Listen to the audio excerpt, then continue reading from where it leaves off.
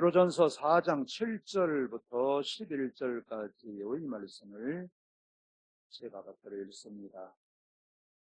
만물의 마지막이 가까웠으니 그러므로 너희는 정신을 차리고 근신하여 기도하라.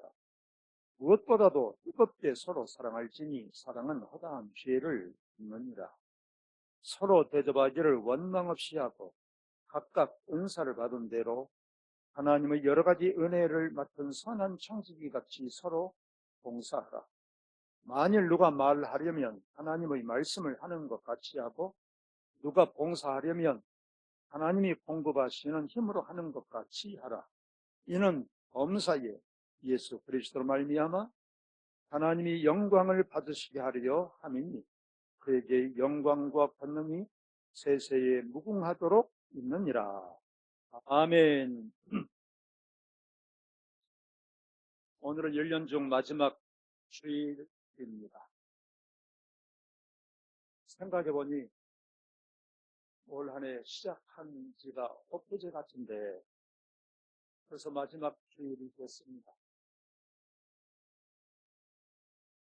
이런 것을 보니까 세월이 이상하구나 이런 생각이 들기도 합니다. 모든 만물에는 시작과 끝이 있지요. 처음이 있고 마지막이 있습니다. 성경에서는 분명하게 처음과 끝에 대해서 우리에게 가르쳐 주고 있습니다. 성경의 맨 처음 창세기 1장 1절에 보면 하나님께서 태초에 하나님께서 천지를 창조하셨다 말씀합니다. 이것을 세상에 어디에서도 가르쳐 준 것이 없어요. 또 세상의 학문이 어떤 것도 가르쳐 주지 않습니다. 성경에서 우리에게 가르쳐 줘요. 맨 처음에 영어 성경 in the beginning, 맨 처음에 하나님께서 이 세상을 창조하셨다. 그것이 처음입니다. 언제 마지막이 올까요? 예수님 마지막. 예수님께서 이 땅에 다시 오시는 날 이 세상 끝이 온다. 할렐루야. 자, 이것은 우주적인 종말을 말하고 있습니다.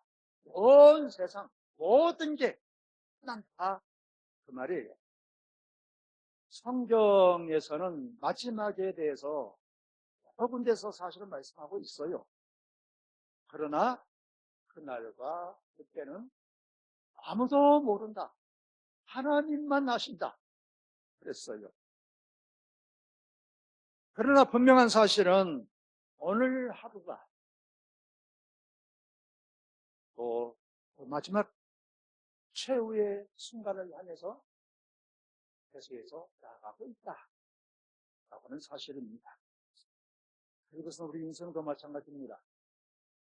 우주적인 종말만이 아니라 한 사람 한 사람 개개인도 마지막을 향해서 가고 있습니다.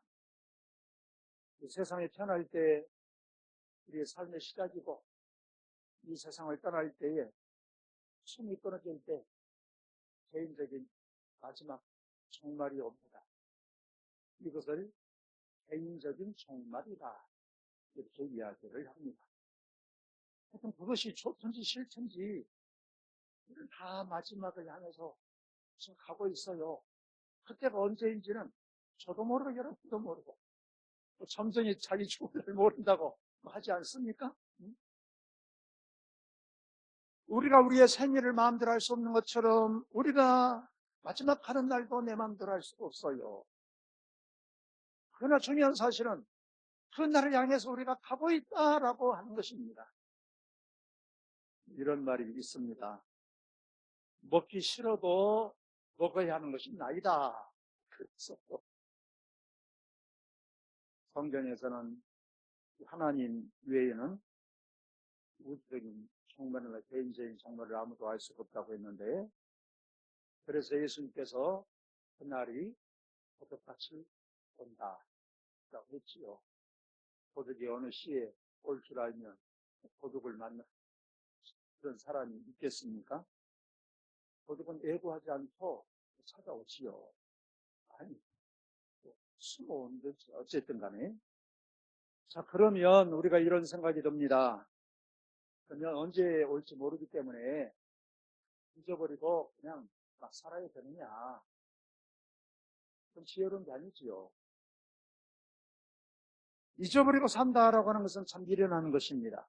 지혜로운 사람은 깨어 있는 거지. 준비한 거죠. 유빈우한이라는 말이 있습니다. 미리 준비해두면 걱정할 게 근심할 게 없다. 환란이 없다. 그 말이에요. 로마 황제이면서 아주 유명한 철학자였던 마르쿠스 아우렐리우스는 자기 신하들이 자기에게 찾아올 때마다 이렇게 인사하라고 했답니다. 우리는 가장 높은 사람이 우리가 어떻게 인사하면 좋을지 모르겠어요. 이 사람은 뭐라고 인사를 하고 있냐? 그 나라 말로 메멘토모리라고 인사를 해라 했다고 그래요. 라틴어인데요. 메멘토모리란 말은 무슨 말이냐? 자신의 죽음을 기억해라. 인사하라고 그랬대요.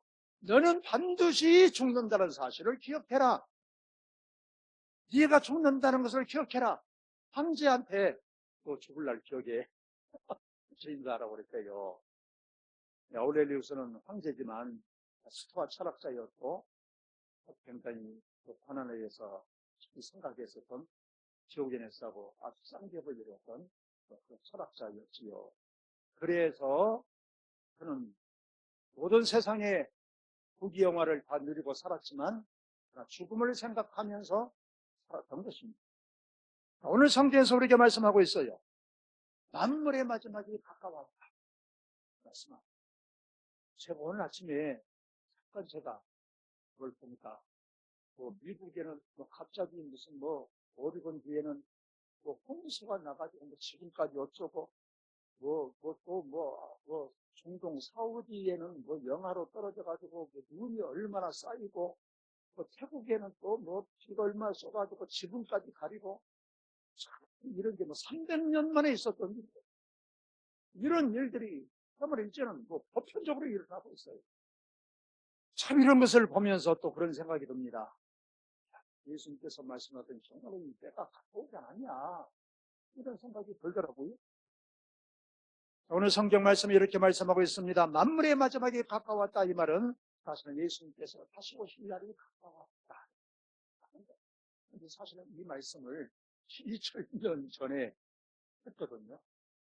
2000년 전에 마지막 던 2000년 후에도 아직까지 아무런 이상이 없는데 무슨 말이냐, 틀리지 않았느냐라고 생각을 하는데 성경에서 말하는 시간과 우리가 생각하는 보통 시간과는 달라요.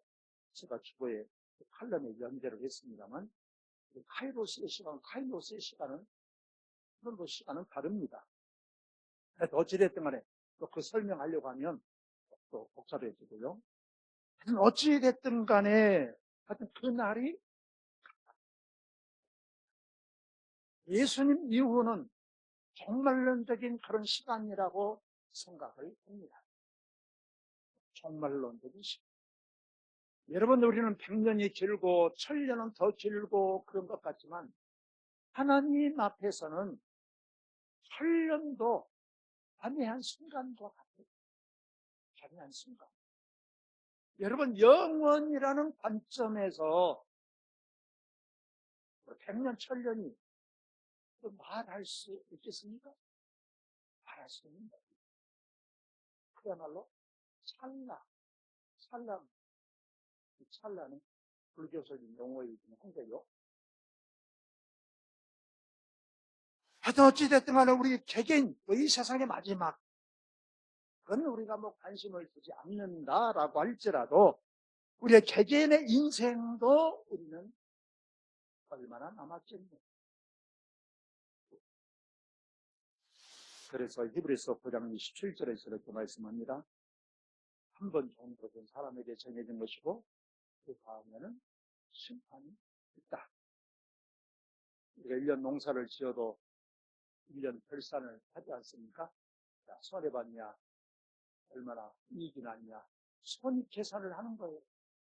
얼마나 벌었냐, 얼마나 소리가 났냐. 그런데 우리의 인생도 그렇지 않겠습니까? 우리가 이 세상을 살다가 떠나면 사람들의 평가가 있습니다. 마을 사람들, 동네 사람들, 주변의 사람들 평가가 있어요. 야, 저 사람은 어떤 사람이었다. 좀 유명한 역사적인 평가가 있습니다. 역사가 사람을 평가하는 거예요. 더 나가서 하나님 앞에서 평가가 없겠습니까? 성경에서 말씀하고 있어요. 선악간에 하나님께서 심판하신다. 이것을 성경에서 요한계시록에서는 백보좌 심판이다 말해요. 백보좌 심판이라면 하나님께서 이사람들 사이에 주셔서 모든 사람, 한 사람 한 사람. 그래서 요한계시록 22장 18절 19절에서 이렇게 말씀하고 있습니다. 내가 이 두루마리의 예언의 말씀을 듣는 모든 사람에게 증언하노니 만일 누구든지 이것들 위에 더하면 하나님이 이 두루마리에 기록된 재앙들을 그에게 더하실 것이요 만일 누구든지 이 두루마리의 예언의 말씀에서 제하여 버리면 하나님이 이 두루마리에 기록된 생명나무와 및 거룩한 성에 참여함을 제하여 버리시리라. 하나님의 생명책에 기록되지 못한 사람들은 끝난다. 끝나면 뭐 하겠어? 어디로 가겠어? 오늘 성경 말씀의 배경을 살펴보면 베드로가 그 당시에 흩어져 있는 그리스도인들에게 편지를 하는 내용이거든요. 그때 당시에는 네로, 로마의 황제 네로라는 황제가 예수 믿는 사람들을 아주 많은 핍박을 했습니다. 그래서 예수 믿는 사람들이 수많은 박해를 받았어요. 수많은 고난을 받았습니다.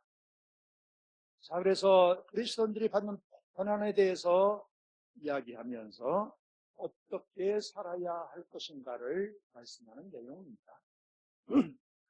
여러 가지 내용이 있습니다만 오늘 말씀 중에는 특히 두 가지를 강조하고 있습니다. 첫째로는 뭐냐?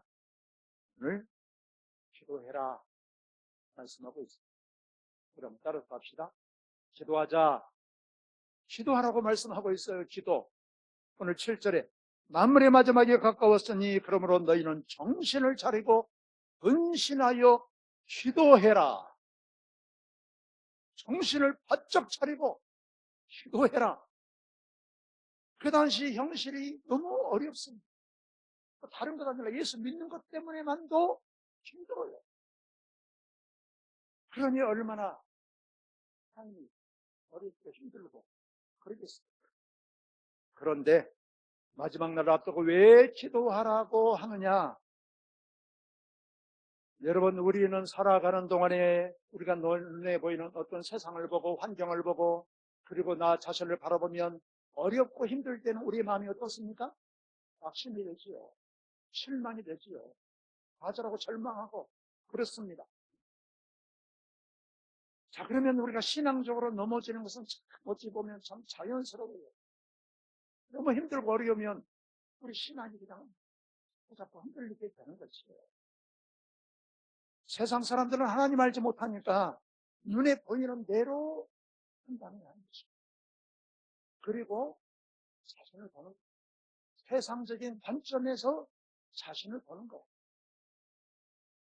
그리고 대부분의 사람들은 부정적인 생각을 가지고 삽니다. 대부분의 사람들은 열등감을 가지고 살아요. 제가 지난주에 말씀드리지 않았습니까? 한 4, 5% 정도만 열등감에 사로잡히지 않고 산다 정도의 차이만 있을 겁니다. 대부분의 사람들이 부정적인 생각을 먼저 가지고 있다니까. 그래서 자기도 모르게 훅 튀어나온 생각은 부정적인 생각, 부정적인 말이 튀어나오게 되어 있어요. 부정적인 생각에 사로잡혀 있습니다. 우리가 내일을 생각하고 장래를 생각하면 아련한 불안감이 우리에게 찾아오게 되어 있어요.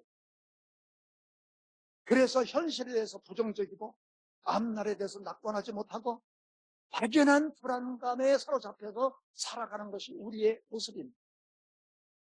그러나 여러분, 신앙이라고 하는 게 무엇일까요? 신앙은 세상을 바라보고 환경을 바라보고 눈에 보이는 것을 바라보고 나 자신을 바라보고 사는 게 아닙니다. 신앙은 하나님과의 관계라니까요. 신앙은 하나님과의 올바른 관계. 이게 믿음이에요, 믿음. 이건 제 말이 아니고 유명한 종교개혁가였던 마르틴 루터가 한 말에 신앙은 뭐냐? 하나님을 바라보는 거예요. 하나님과의 올바른 관계 속에서 살아가는 거예요. 하나님의 말씀을 우리가 읽고 듣고 묵상하고 하나님의 말씀을 붙잡고 하나님의 뜻에 따라서 살아가는 것, 이게 신앙입니다. 그러면 여러분, 우리의 신앙은 세상을 보고 눈에 보이는 것을 보고 그리고 어려우면 낙심하고 절망하고, 그게 신앙이 아니고 하나님의 약속을 믿고 하나님의 약속을 붙잡고 하나님의 관점에서 나를 보고 세상을 보고 살아가는 게 신앙이다. 할렐루야. 바로 이거란 말이에요. 그러면 기도라고 하는 게 무엇이겠습니까? 기도는 우리가 하나님을 향하는 것 아닙니까? 하나님께 나아가는 것 아닙니까? 하나님을 바라보고 하나님께 나가는 거예요. 하나님께 나감으로 말미암아서 하나님을 생각하고 하나님의 약속을 믿고 하나님의 약속을 붙잡는 게 기도입니다. 여러분. 그러므로 기도는 하나님으로 말미암아 살기 위해서 하나님께 나가는 거예요. 하나님의 말씀과 하나님의 능력을 힘입기 위해서 하나님께 나가는 거예요. 그래서 너희들이 어렵냐, 힘드냐, 고난을 당하고 있냐, 앞이 막막하냐, 두렵냐, 불안하냐, 그러면 그렇지 말고 기도해라. 기도는 우리의 소원을 하나님께 아뢰는 것이기도 합니다. 그렇잖아요. 또한 여러 가지 우리의 문제를, 여러 가지 개인의 문제, 가정의 문제, 자녀의 문제, 여러 가지 문제를 하나님께 나가서 하나님, 나는 이것이 어렵습니다. 이것이 힘듭니다. 이 문제 해결해 주십시오. 우리가 그런 기도를 하지 않습니까? 나의 모든 것들을, 문제들을 하나님 앞에 올려드리는 거예요. 올려드리는 것이 또한 기도입니다. 하나님께 맡기는 거예요. 하나님께 고해야 맡겨지는 거지. 말도 안 하는데 하나님께 맡겨지. 하나님은 아시지만 우리 모든 형편과 우리의 모든 처지, 우리의 마음의 생각까지도 다 아세요. 그럼에도 불구하고 하나님께서 우리에게 말씀하셨어요. 내가 너희에게 약속했음에도 불구하고 너희는 그 약속한 것을 달라고, 이루어 달라고 구할지니라. 할렐루야. 그랬어요. 그래서 우리는 기도해야 되는 것입니다. 하나님께 모든 문제를 하나님께 올려드리는 거예요. 올려드리는 거예요. 그래서 이름을 지었습니다. 뭐라고? 백업기도. 백업기도란 말이 무슨 말이냐? 영어로 업, UP, 업이란 말은 이 하나님으로 올려드린다. 100번 올려드린다. 그 말이에요. 그래서 나의 아픔, 나의 문제, 나의 잘못, 나의 모든 불안들, 나의 모든 것을 하나님께 올려드리는 거예요. 그 문제가, 그 아픔이, 고통이 마음에 걸릴 때마다 반복해서 100번이라도 하나님께 올려드리는 것입니다. 아무 기도도 하지 않으면서 아이고, 내 형편이 지금 어려워요. 그러니까 내가 그냥 낙심하고 그냥 주저앉아 있어요. 여러분, 그런 사람이 예수 믿는 사람입니까? 그 사람은 예수 믿는 사람이 아니에요. 그럴수록 주님 앞에 나와서 백업 기도를 해야지. 하나님 앞에 기도해야지. 하나님께 올려드려야지. 구하고 응답될 때까지 기도해야지. 기도라고 하는 것은 하나님 앞에 나가고 또 하나님과의 교통하심으로 하나님의 선하심과 하나님의 신실하심, 하나님의 능력을 붙잡는 것입니다. 그리고 하나님의 약속을 믿고 우리 하나님 앞에서 우리가 문제를 향해서 선포하는, 하나님 앞에 구한 것만 아니라, 올려드리는 것만 아니라 문제를 향해서 해결하라고 선포하는 것입니다. 예수님께서 제자들과 배를 타고 갈릴리 호수를 건너가지 않았습니까?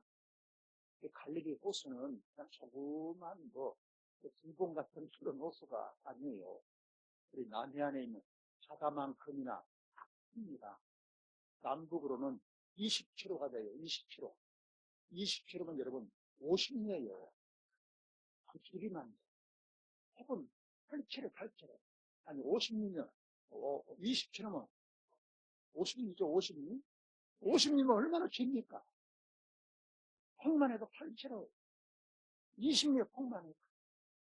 그러니까 말이 호수지금 바다에 바다. 그래서 고대 사람들은 우리는 그냥 육지에 있는 그런 물은 호수라고 합니다. 고대인들은 그냥 넓으면 다 바다라고 그랬어요. 우리는 소금을 짜야 바다라고 생각하는데 고대인들은 넓으면 그냥 바다야. 그래서 그냥 갈릴리를 그냥 바다라고도 하는 거예요. 다 바다. 넓으니까 소금물이 기준이 아니고 넓으면 바다야. 갈릴리 바다라고도 하는 거예요. 이 갈릴리 바다가 말이죠. 지형적으로 해수면보다 훨씬 낮아요. 지형적으로 특이합니다. 그러니까 날씨가 아주 변덕을 아주 굉장히 많이 피해요. 괜찮다 하고도 갑자기 바람이 불고 파도가 엄청나게 치는 변덕이 심해요. 갈릴리 바다. 떠날 때는 출발할 때는 괜찮았는데 중간쯤 가다가 그냥 갑자기 돌풍이 불고 파도가 치고 그런데 예수님의 대부분의 제자들이 갈릴리 그냥 거기서 어부 생활했지만 그 앞에서는 어떻게 감당이 안 돼. 해결할 수가 없어요. 예수님을 깨우지 않았습니까? 그때 예수님께서 주무시다가 일어나셔서 뭐라고 합니까? 하나님 이 바람과 바다를 잠잠하게 해주세요. 그랬을까요? 그렇지 않았습니다. 바람과 바다를 해주시오. 잠잠하게 되었다. 할렐루야. 예수님은 하나님께 문제를 해결해 달라고 구하지 않았습니다. 바람과 파도를 향해서 선포했어요. 이런 것처럼 예수님만이 아니고 하나님도 그 마음에 있는 것을 말씀하셨어요. 하나님께서 말씀하신 대로 다 이루어졌어요.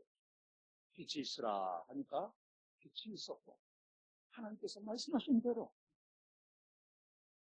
그런 것처럼 우리도 하나님의 형상을 덧입은 우리가 하나님의 말씀을 믿고 의지하고 우리가 하나님의 말씀에 하나님의 뜻에 입각해서 우리가 주님처럼 선포하면 그대로 하나님의 능력이 우리를 통해서 나타날 줄로 믿습니다. 이것은 예수님만이 하시는 게 아니에요. 그 말씀을 붙잡고 선포할 때 우리 주님의 권위와 능력이 우리에게 주어져서 나타나게 되어 있어요. 그래서 우리는 하나님 앞에 모든 문제를 하나님께 올려드리지 100번이라도 1000번이라도 될 때까지 올려드립니다. 그러나 또 다른 한편으로는 문제를 향해서 선포야. 이 문제는 해결해라. 할렐루야. 모든 증오, 모든 불안, 모든 질병 다 예수 그리스도의 이름으로 떠나라. 할렐루야. 말하는 거예요. 이것을 또 이름을 오늘 너무 아들을 가르쳐 드립니다. 백포 기도. 선포한다. 100번 선포한다. 그래서 백포 기도. 한번 따라서 합시다. 백포 기도. 예수님은 두 번 할 게 없어요. 두 번 할 필요가 없어. 왜? 한 번만 해도 되니까. 근데 우리는 예수님만큼 믿음이 없어요. 우리는 그러니까 100번 아니라 1000번이라도 선포해야 돼. 할 때까지 우리는 선포해야 되는 것입니다. 그래서 우리는 이루어질 때까지 계속 자꾸 말하면 우리에게 또한 믿음이 와요. 그럼 믿음은 어떻게 옵니까? 믿음을 들으면서 하나님의 말씀을, 계시의 말씀을 들음으로 믿음이 옵니다. 그런데 누가 나한테 자꾸 들려주면 좋은데 안 되니까 내가 나한테 해야 해. 내가 나한테 하나님의 말씀을 자꾸 말하고 하나님의 말씀을 선포하고 그러면 이 말이 우리 뇌가 듣게 되어 있어요. 우리 무의식에 듣게 되어 있어요. 우리 신경의 회로에 이제 전달되게 되어 있어요. 그러면 이 믿음이 우리 무의식 속에 저장되게 되는 것입니다. 이것은 심리학적인 것이지만, 이것은 뇌과학적인 것이지만, 이것은 심리학적으로 뇌과학적으로 증명이 됐다니까. 이미 자꾸자 하나님의 말씀을 말하면 믿음이 생기게 되어 있어요. 믿음과 내가 하나가 되는 때 하나님의 능력이 나타나게 되어 있어요. 처음에는 억지로 믿음이 안 가도 어설퍼도 어색해도 자꾸자 받아보면 확신이 온다니까요. 그래서 믿음은 훈련이다. 신앙생활은 훈련이다. 만명 중에 한 사람은 하나님께서 그냥 불벼락을 탁 쳐버려가지고 그냥 갑자기 그냥 밖으로 거버릴 수도 있다니까. 여러분, 우리가 그것만 바라보고 살 수는 없잖아요. 우리가 할 수 있는 걸 해야지. 자꾸 하나님의 말씀 읽고 듣고 내가 나한테 자꾸 선포해야 된다. 우리 주님께서 우리에게 말씀하셨습니다. 위로 물러가면 내가 너를 기뻐하게 하겠다. 포기하면 하나님께서 기뻐하세요. 될 때까지. 이게 믿음이에요, 믿음. 두 번째, 무엇을 마지막 때를 사는 사람은 무엇을 해야 될 것이냐? 오늘 두 번째 말씀합니다. 사랑해라. 따로 합시다. 사랑하라. 8절에 말씀합니다. 무엇보다도 뜨겁게 서로 사랑할지니 사랑은 허다한 죄를 덮는다. 어느 율법사가 예수님께 찾아왔지요. 수많은 계명이 있는데 어떤 계명이 가장 큽니까? 가장 중요합니까? 그랬더니 예수님께서 마태복음 12장 37절부터 40절까지 말씀하지 않습니까? 너희는 마음을 다하고 목숨을 하고 뜻을 다하여 주 너희 하나님을 사랑하고 내 이웃을 이 몸과 같이 사랑해라. 이것이 율법과 온 선지자의 강령이다. 그래서 율법과 온 선지자라는 말은 구약 성경이 이렇게 두껍고 내용이 어마어마하지만 그 구약 성경을 모으고 핵심은 뭐냐? 하나님 사랑과 이웃 사랑하는 것이다. 율법과 선지자라는 말은 그 말이에요. 구약은 율법서와 선지서로 되어 있거든요.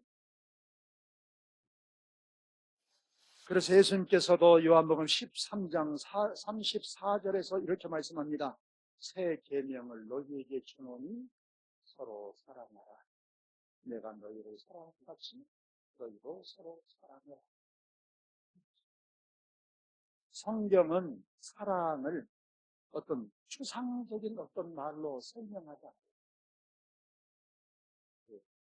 젊은 사람들은 사랑이 뭐냐? 젊은 남자들한테 물어보면 사랑이 뭐냐 하면 아마도 이렇게 대답하지 않을까 싶어요. 사랑은 최고의 감정입니다. 사랑은 감정이라고 생각하기 싫어요. 제가 어느 책에 보니까 사랑에 대해서 그렇게 정리를 했더라고요. 사랑은 최고의 감정입니다. 그런데 성경에서 말하는 사랑은 감정만이 아닙니다. 여러분, 감정은요, 기분은요, 하루에도 12번도 바뀌어요. 순간적으로도 바뀌어지는 게 감정이에요. 네. 여러분, 사랑은 의지입니다. 의지라는 건 뭐예요? 싫어도 하는 거. 싫어도 억지로라도 하는 거. 사랑. 오늘 8절에 서로 사랑할지니 9절에 서로 대접하기를 원망 없이 하고 10절에 서로 봉사하고 이것이 뭡니까? 억지로라도 일부러라도 하는 거예요. 의지는 그런 거예요. 의지는. 여러분, 성경에서 원수를 사랑해라 했는데 감정으로 한다면 원수를 사랑하겠습니까? 죽여야 되는 거예요. 성경에서 원수를 사랑하라는 말은 뭐예요? 감정대로 하지 말고 말씀은 이 의지를 발동해서 순종하라. 속담에도 그런 말이 있지 않습니까? 미운 놈에게 뭐 하나 더 주라고요? 미운 놈에게 뭐 하라고? 하나 더 줘. 이게 사랑이다. 몹시 표시면, 몹시며, 그냥 하다 그냥 학교에 됐으면 좋을 것 같아도, 가식이 아니에요. 위선이 아니에요. 하나님의 말씀에 순종하는. 그래서 어찌 보면 이것은 허물을 덮는다라고는 그 사람의 잘못을 덮는다는 말 아니에요? 다른 말로 말하자면 용서한다. 용서. 그래서 용서하는 것이. 유명한 심리학자가 이런 말을 했어요. 내가 상대방의 허물과 잘못을 알고도 상대방을 덮어주려고 할 때 상대방은 고백하게 되고 그 고백이 치료를 하죠.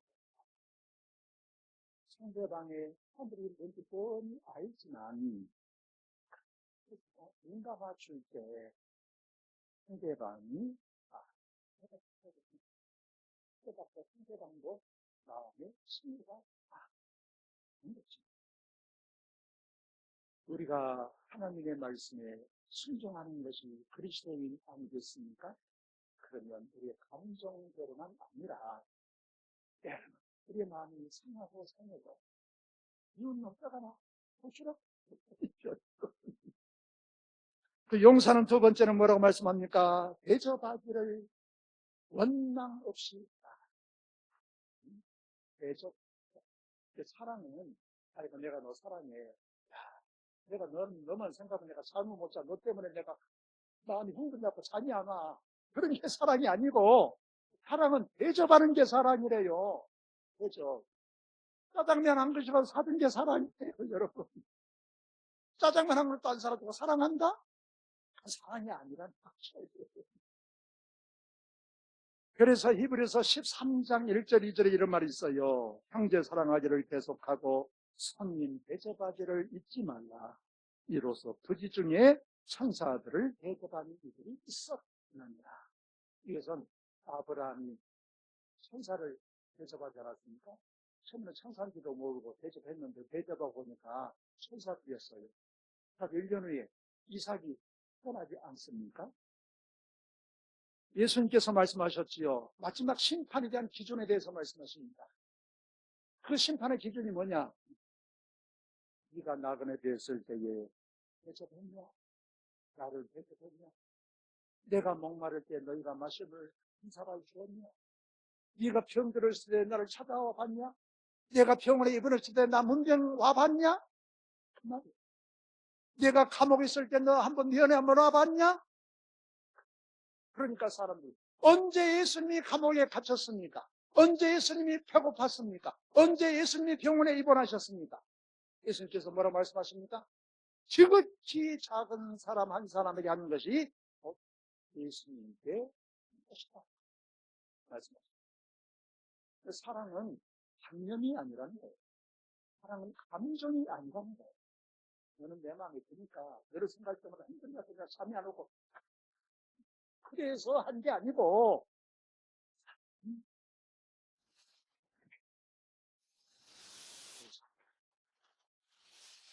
그리고 마지막으로 사랑, 봉사, 섬기는 것이다.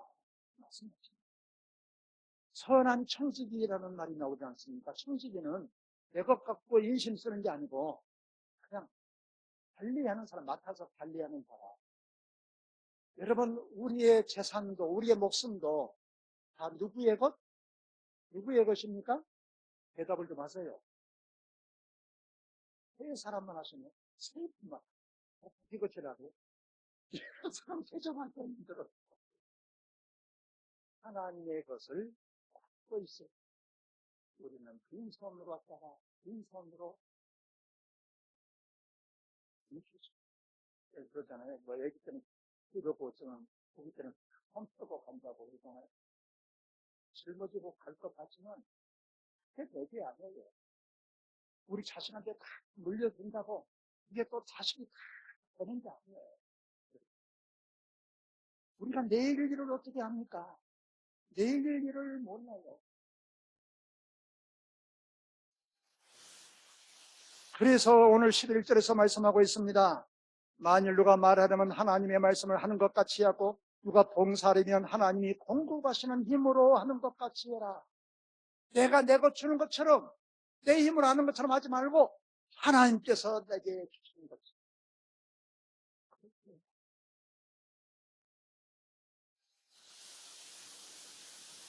우리가 이 세상에 언제 마지막에 걸지 아무도 알 수 없습니다. 내일 올지, 1년 올지, 10년 올지, 100년 올지, 막말로 1000년 후일지, 우리는 몰라요. 우리가 언제 죽을지도 몰라요. 하나 분명한 것은, 여기에 계신 분은 앞으로 100년 살겠습니까? 앞으로의 살 날이 지나는 삶보다 훨씬 짧다는 것은 어찌 보면 진리일 것입니다. 지금까지 사는 날보다 앞으로 살 날이 훨씬 짧다. 우리는 개인적으로도 마지막을 향해서 가고 있습니다. 이제 죽음 앞에서는 후회해봐야 소용이 없습니다. 죽음 앞에서 후회하는 5가지라는 책이 있어요. 그 간호사가 죽음을 눈앞에 둔 그런 환자들 수천 명을 만나서 그 사람들을 인터뷰하고 해서 쓴 책인데요. 호주의 간호사가 쓴 책이에요. 거기는 예수 믿는 거랄까 그래서 신앙적인 그런 것은 없어요. 그러나 중요한 것은 거기서 그때는 후회해도 된다 안 된다. 이제 죽음 앞에서는 이렇게 살고 그렇게 살고 그때는 가슴을 치고 땀을 쳐봐야 아무 소용이 없다. 그러면 그럼 이제 내가 제대로 좀 하나님 앞에 해야 돼. 살기는 살되 내일부터 이 일을 좀 해결된 다음부터 내년부터 마치까지 틀릴까요? 이것은 자꾸 우리 속에 있는 내 속에서 내게 그렇게 말합니다. 그래 하기는 해라. 하긴 한데 내일부터 해라. 내년부터 해라. 이 문제가 해결 다음부터 해라. 우리 속에서 나한테 그렇게 우리 자신한테 그렇게 말을 한다니까요. 그것이 뇌속 대화라고 그랬죠. 셀프 토크라고 그랬죠. 내 속에서 나한테 그렇게 얘기를 한다니. 그것에 속으면 된다 안 된다? 안 된단 말이에요. 거짓말이란 말이에요. 진리의 말씀을 붙잡아야지. 지금 당장 여기서 부터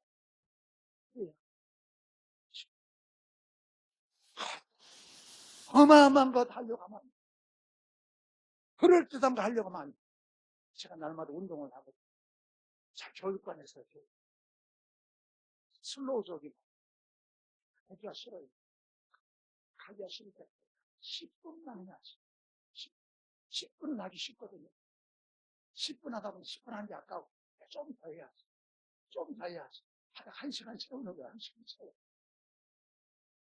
내가 푸시하고 하기가 싫어. 이건 2번만 해야지. 딱 2번은 쉽잖아요. 2번 하고 나면 아까워. 언제까지 더 해봐야지. 그걸 10번 하는 거야. 처음부터 그럴듯한 계획을 세워놔. 시작합니다. 그러면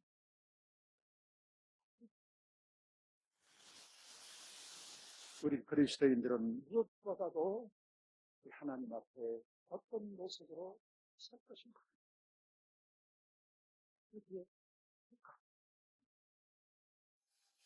하나님을 바라보면서 말씀처럼 살기로 일단 삶으로 말미암아 날마다 오늘이 실패하는 그런 마음 참된 그리스도인들의 살다가 주님 앞에 서는 복된 성도들이 되시기를 주의 이름으로 축원합니다. 기도드립니다. 거룩하신 우리 주님, 저희들을 사랑하셔서 하나님의 귀한 백성, 하나님의 자녀로 삼으시고 이 땅에서도 우리 하나님께서 함께 하실 뿐만 아니라 영원한 소망을 주셔서 감사합니다. 점점 이 세상은 마지막을 향해서 다가가고 있습니다. 우리 개인적으로도 이제 점점 주님 앞에 설 때가 가까이 오고 있습니다. 주님의 말씀처럼 주님의 뜻 가운데 사랑하며 섬기며 기도하며 우리가 살다가 주님 앞에 서게 하여 주시옵소서. 예수님 이름으로 기도하옵나이다. 아멘.